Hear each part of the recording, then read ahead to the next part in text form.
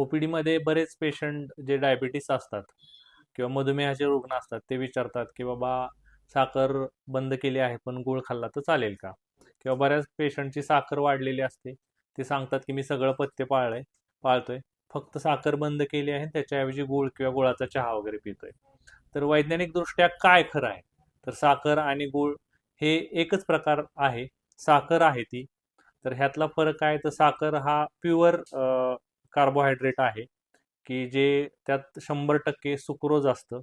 त्या सुक्रोजचा glycaemic index जो महत्वाचा असतो की जो आपल्या शरीरातली साखर वाढवतो, तो आपल्या पांढऱ्या साखरेचा ग्लायसेमिक इंडेक्स 55 ते 60 पर्यंत आहे. त्यामुळं त्यानं साखर पटकन वाढते आणि इन्सुलिन रेजिस्टंट वाढतो. त्यामुळे साखरेच्या पेशंटला आपण साखर बंद करतो. त्यात फायबर पण नसते.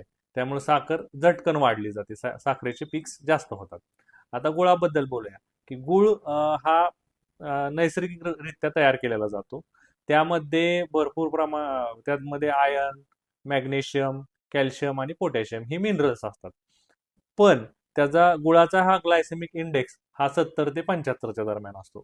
त्यामुळं साखरेपेक्षाही गुळानं साखरेचं रक्तातलं प्रमाण हे झटकन वाढतं. ग्लायसेमिक इंडेक्स जास्त असल्यामुळे गुळ हा साखरेपेक्षा जास्त शुगर वाढवू शकतो. लोक म्हणतात की गुळ नैसर्गिक आहे, गुळ सेफ आहे, पण तसं काही नाहीये.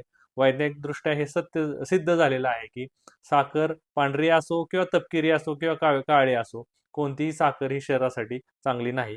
त्यामुळे शुगरच्या पेशंटने साखर म्हणून गुळ खाणं बंद करावं. त्यामुळे तुमच्या साखरेवर परिणाम होऊ शकतात. धन्यवाद.